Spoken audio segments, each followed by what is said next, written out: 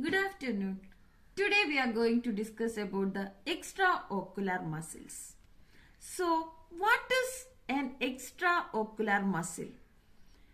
The muscles that act to control the movements of the eyeball is known as extraocular muscles.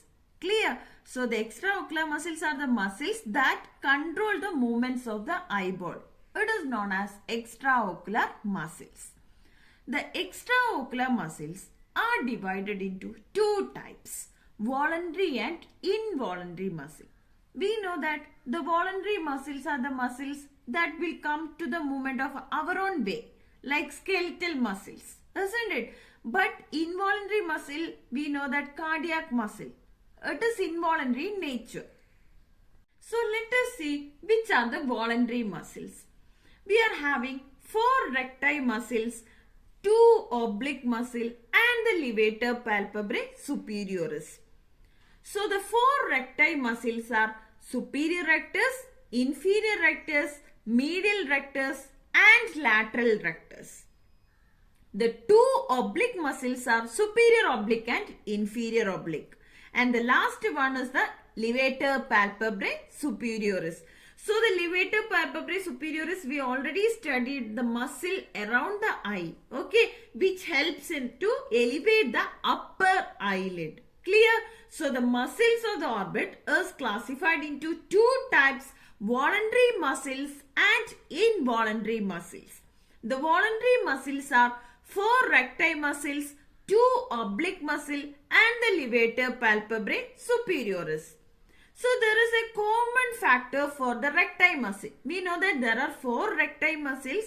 So all the recti muscles are originating from a common tendinous ring. Okay, the common tendinous ring of the sin, it is there in the superior orbital fissure. And all these 4 recti muscles are getting inserted into the corneoscleral junction. So remember, all the 4 recti muscles are originating from a common tendinous ring, annular tendinous ring of the sin, and they are all getting inserted into the corneoscleral junction. Clear?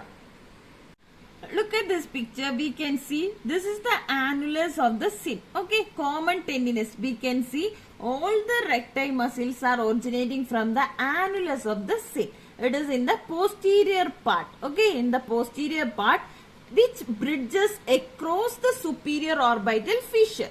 Which bridges across the superior orbital fissure, and all are getting inserted into the corneoscleral junction. Where they are getting inserted? They are getting inserted into the corneoscleral junction. Clear? So, the recti muscle originated from all the 4 recti arises in the posterior part of the orbit from the common tendinous ring which bridges across the superior orbital fissure. I hope it is clear. So let us see the insertion of the recti muscle. Already I told that the recti muscles are getting inserted into the corneoscleral junction. Okay, they are getting inserted into the corneoscleral junction. So it is inserted into the sclera at a different distance from the limbus. Limbus is nothing, it is corneoscleral junction. So remember one mnemonic. From below downwards you can remember MILS, M-I-L-S. Okay, so remember 5.5, 6.5, 6.9 and 7.7. Clear? So remember the mnemonic MILS. Medial rectus, inferior rectus, lateral rectus and superior rectus. So here you can see it is 5.5 mm, 6.5 mm, 6.9 mm and 7.7 mm. So I hope that the recti insertion and the origin is clear for you.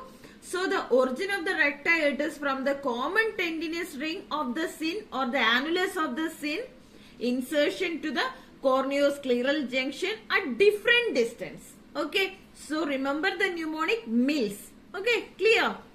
So the insertion of the recti muscle, all the recti muscle proceed forward and inserted in front of the equator of the eyeball and behind the sclerocorneal junction, or otherwise you can write it as limbus. Clear? So next moving to the oblique muscle. So superior oblique. from where the superior oblique is originated? It is originated from the undersurface of the lesser wing of the sphenoid above, and it is medial to the common tendinous ring. Clear? So it arises from the undersurface of the lesser wing of the sphenoid above, and it is medial. You can see this is the annulus of the syn. It is medial to the common tendinous ring of the syn. And you can see here we are having the trochlear notch. Okay, it is getting inserted, or it is passing through the trochlear notch as a fibro pulley. Okay, fibrotendinous pulley, and it is getting inserted into the postero-superior quadrant of the eyeball. Clear? So let us see the insertion of the superior oblique. The tendon of the muscle passes through a fibrocartilaginous pulley. Already I showed the diagram. It is passing through the fibrocartilaginous pulley, and it is getting inserted into the sclera behind the equator in the postero-superior quadrant of the eyeball. Okay. So next, inferior oblique. It is originated from the orbital surface. Here you can see the maxilla. This is the orbital surface of the maxilla in the floor of the orbit. So the inferior oblique, it arises from the orbital surface of the maxilla in the floor of the orbit, and it is getting inserted into the postero-superior quadrant of the eyeball. It is passing through the postero-superior quadrant of the eyeball. Okay, clear? So let us see the insertion of the inferior oblique. It is getting inserted into the sclera behind the equator in the postero-superior quadrant of the eyeball. So the most interesting thing is the nerve supply of the extraocular muscle. Okay, all the extraocular muscle are supplied by the oculomotor nerve except two muscles, lateral rectus and superior oblique. Remember, all the extraocular muscles are supplied by the oculomotor nerve except two muscles. Remember the mnemonic like that, SO4 and LR6. SO4 means superior oblique, which is supplied by the fourth nerve. Okay, fourth nerve is the trochlear nerve, and LR6. LR6 means lateral rectus, which is supplied by the sixth nerve. Sixth nerve is the adducent nerve. Next, while coming to the axis of the movement. So first one is in the transverse axis. In the transverse axis, two movements are taking place, elevation and depression. So next in the vertical axis, we can see that abduction and the adduction. We know that adduction means close to the trunk. Okay, then abduction means away. So in the vertical axis, it is taking place two movements, abduction and adduction. Then in the anteroposterior direction, there are two movements are taking place. So remember, inward pole or inward axis or inward movement is the intorsion, and outside movement is the extorsion. So in the anteroposterior axis, two movements are taking place, intorsion and extorsion. Clear? So the movements are taking place in the three axes. So first one I told that transverse axis. In the transverse axis, two movements are taking place. Okay. So which are those movements? Elevation and depression. Good. Then vertical axis, adduction and abduction. In the anteroposterior axis, intorsion and extorsion. So already told that the superior oblique, abduction is taking place, depression is taking place, and the intorsion. Okay. So while drawing the superior oblique, just about to that, draw the inferior oblique. Before that, we know that the movements are taking place in the three manners. Already I told that in the transverse axis, we know that elevation and depression. Then in the vertical axis, we know that abduction and the adduction. And in the anteroposterior direction, we know that the intorsion and the extorsion is taking place. So the inferior oblique, it is helping in the elevation, abduction and extorsion. The superior rectus, it is helping in the elevation, adduction and intorsion. Inferior rectus, it is helping in the depression, adduction and extorsion. Okay. So next, while coming to the levator palpebrae superioris. Levator palpebrae superioris is a triangular sheet of muscle which intervenes between the roof of the orbit and superior rectus muscle. It is originated from the undersurface of the lesser wing of the sphenoid bone. Okay, so the levator palpebrae superioris, it is intervened between the roof of the orbit and the superior rectus muscle. It is arises from the undersurface of the lesser wing of the sphenoid bone, and it is getting inserted into three parts from like three lamellae. Okay, so upper lamella, intermediate lamella, and lower lamella. So the upper lamella, here you look at this picture, we can see that three part. First part, second part, and the third part. First part is the upper lamella. Upper lamella, it consists of the skeletal muscle. Along with the orbicularis oculi, it is getting inserted into the eyelid of the skin. Second lamella, it is a smooth muscle, Muller's muscle. It is getting inserted into the tarsal plate. And the third one is the connective tissue part. It is getting inserted into the conjunctival sac.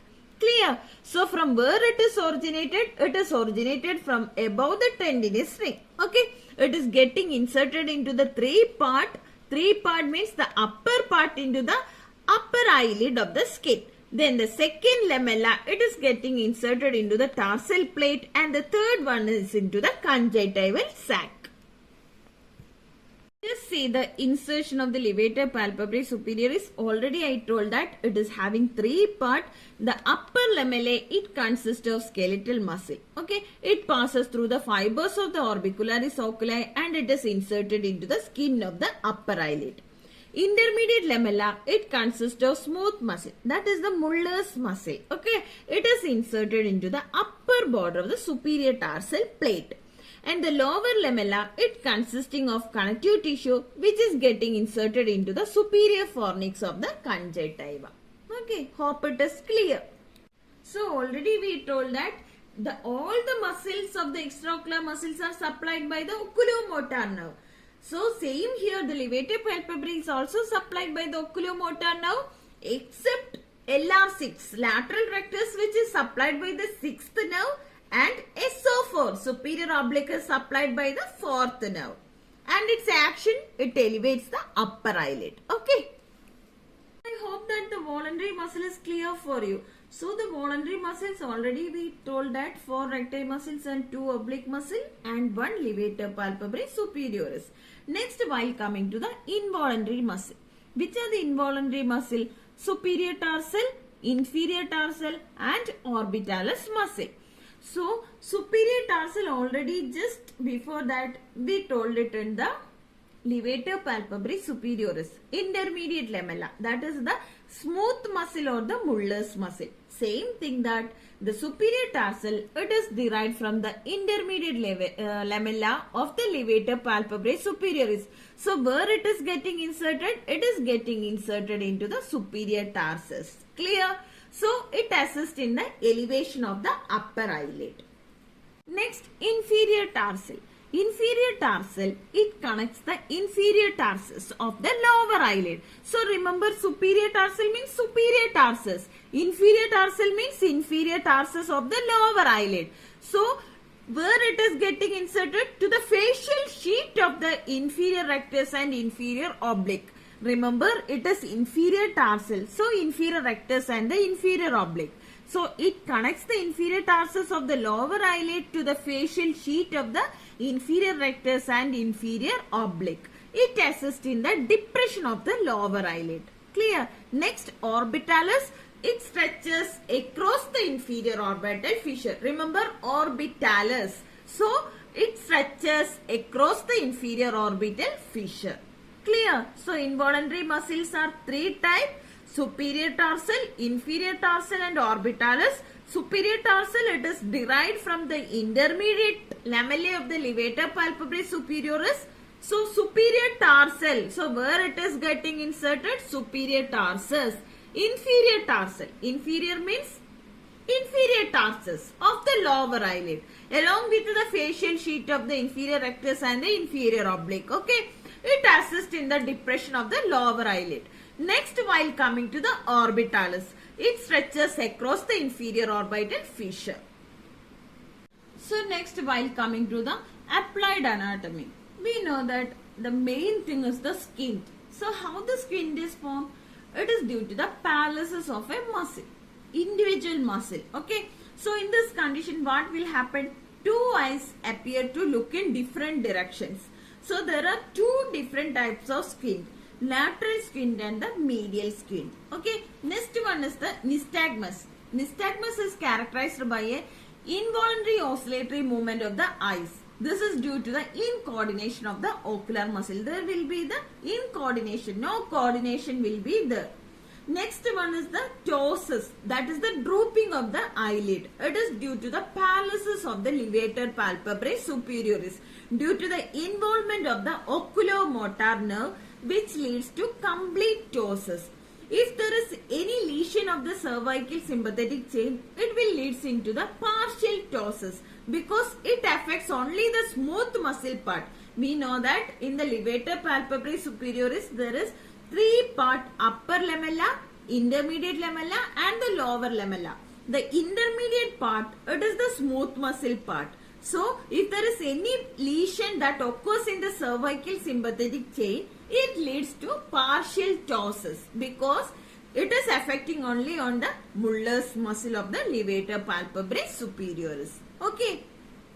Hope that the extraocular muscle is clear for you. Thank you.